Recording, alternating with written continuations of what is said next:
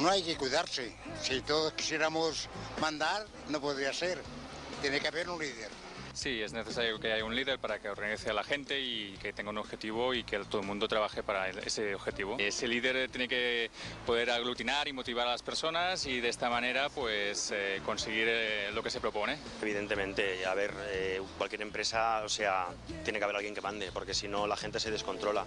Yo trabajo de comercial y hubo una época en la que no venía el jefe al punto de trabajo y plegábamos todos cuando queríamos, etcétera. Entonces hace falta que haya una persona que esté ahí controlando y etcétera.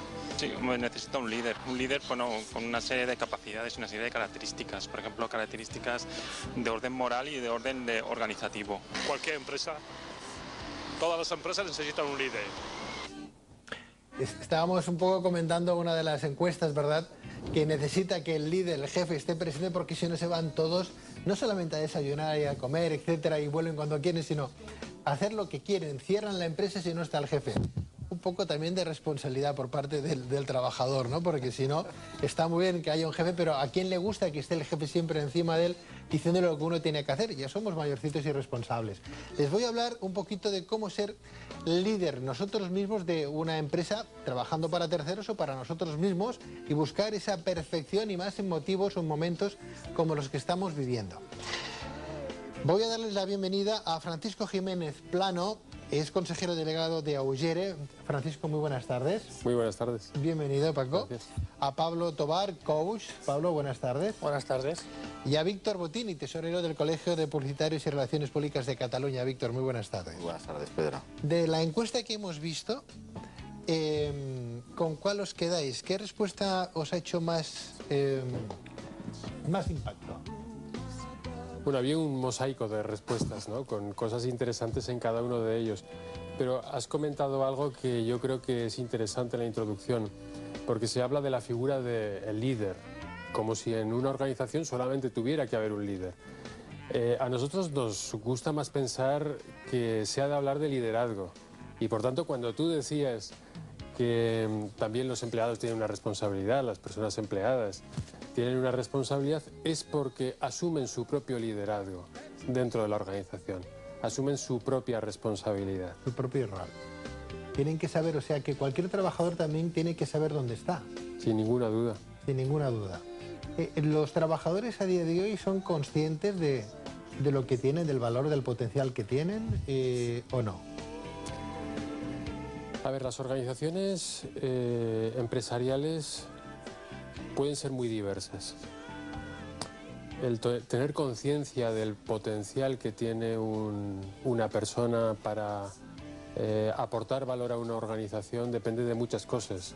Por ejemplo, hablando de épocas de crisis, épocas de bonanza. En épocas de bonanza, cuando el talento está muy buscado, la persona es consciente de que tiene una capacidad enorme de negociación y de elección de en qué empresa quiere trabajar, en qué condiciones quiere trabajar, cómo lo quiere hacer, con qué compañeros, etc. Y pueden decidir incluso en algunos casos todo eso. En épocas de crisis, todo el mundo trata de mantenerse quietecito en su sillón, no sea cosa que uno salga movido en la foto y pueda ser el siguiente que forma parte de un expediente de regulación de empleo. Es decir, de alguna manera, entonces, que en épocas de crisis como la que estamos viviendo, los valores no se acentúan tanto o no hay que esgrimirlos tanto. Porque, claro... Al contrario, precisamente en una época de crisis lo que diferencia a unos directivos de otros precisamente es cuán claro tienen su propósito como directivos, como líderes de una organización y cómo basan eso en sus propios valores. Muy bien, estupendo. No obstante, hay personas que no tienen claro muy bien el aquí y el ahora, no viven en el presente, no son conscientes de su gran valía, ¿verdad? Algunos incluso pues están sometidos al yugo del propio empresario, ¿no? Por ese motivo de crisis, ¿no? Bueno, como sé que sabemos que hay crisis y que hay mucha gente que está dispuesta a ocupar tu sitio, a ti te descalifico y es una manera de que tú mismo, bien, pues pierdas tus propios criterios, ¿no? El coaching, por ejemplo, Pablo, tú que eres un experto en liderazgos, ¿no?, en cómo fomentar ese aprendizaje o esa moral interna de cada uno de nosotros, ¿serviría para que las personas sintieran un poco más revalorizado su trabajo como profesionales y como autónomos o como trabajadores? Sí, claro. El coaching sirve para que cada uno se convierta en líder de sí mismo. A mí me hacía gracia en la encuesta que hemos visto, las entrevistas, cómo se identificaba el liderazgo con jefe, con el que manda.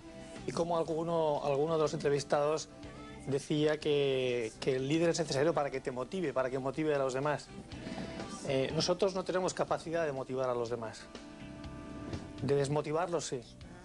Pero nosotros, o las personas como personas, solo podemos liderarnos a nosotros, motivarnos a nosotros mismos. Entonces, el líder es el que crea las condiciones, el espacio para que ocurra, para que cada uno trabaje de acuerdo con sus valores y esté motivado, pero no es el que puede motivar. Entonces, el coaching fundamentalmente es un proceso de transformación y primero de descubrimiento, de autodescubrimiento y transformación de la persona. Yo creo, Víctor, tú que eres un experto en comunicación, ¿verdad? Pero has encontrado con empresas que tú has llegado a asesorar, ¿no? Que no lo tenían muy claro, ¿verdad? Que el valor era del líder nada más o de la imagen de marca nada más y se olvidaba un poco de la gente, creativos, comerciales, que... O sea, el buen hacer de una empresa, entiendo yo que es de un buen equipo, es de los trabajadores también, no solamente del líder.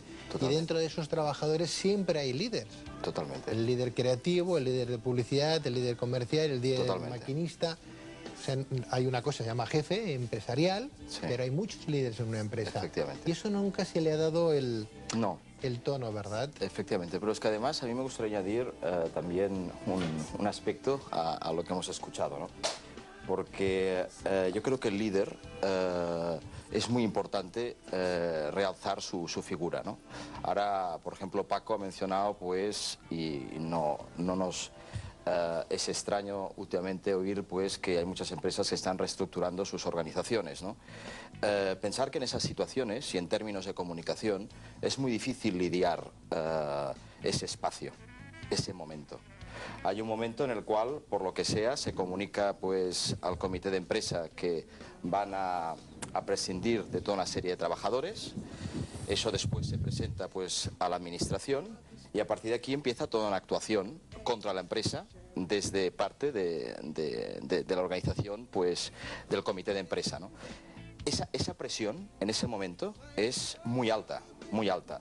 Y en comunicación nosotros lo que hacemos es intentar trabajar las cosas ad hoc, antes. Porque si no, el líder en esa situación que recibe presión por todos lados, porque no únicamente son los trabajadores que están presionando y que quizá pues se ponen a quemar neumáticos en la entrada de la factoría, sino es que llegan unidades móviles de la televisión o de las agencias de noticias y se configura ahí una situación de presión tan alta que si esa persona no tiene un aprendizaje desde un punto de vista de liderazgo, pues en esa tesitura se puede desenvolver muy mal. Por eso nosotros desde el punto de vista de estrategia de comunicación consideramos relevante que todas las empresas tengan una gestión de crisis. Y ahí pasa, y hay una pieza muy importante, el coaching es un elemento, digamos, yo diría principal para que los directivos puedan desenvolverse con soltura en ese espacio de presión. Quiero entender entonces, Víctor, que una cosa es lo que se dice y otra es lo que se piensa. Una cosa es, y añadiría, una cosa es lo que se dice y otra cosa también es cómo se dice y también lo que se piensa.